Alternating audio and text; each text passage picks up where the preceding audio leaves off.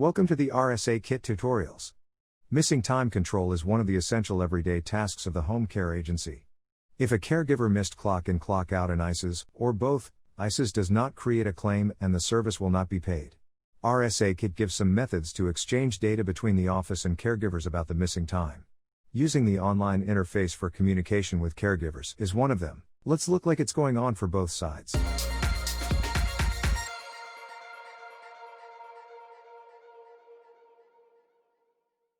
An office assistant is going to the Services by Clients page, selects the week in the calendar, and uses the Missed Clock In Out filter.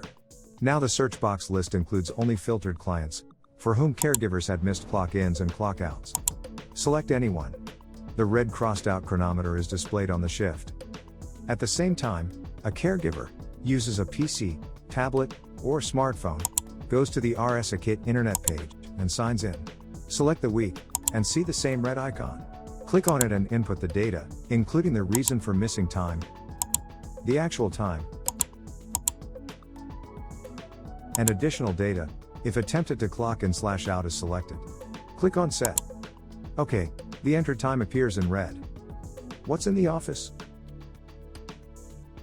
Services by Clients page, Missed Clock In Out filter. The office assistant sees the enter time, clicks on it, and considers the explanation. It's time to send the missing time request.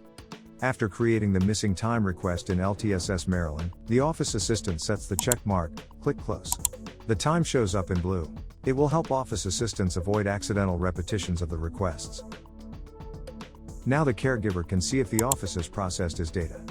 The time shows up in blue too. After ICES processes the missing time request, RSAkit gets the updated data. Look, now we can't see this shift, using the Missed Clock In Out filter. In the full list, the chronometer icon switched to black. Similarly on the caregiver's side. So you've seen how to use the RSAkit to exchange data between the office and caregivers about the missing time.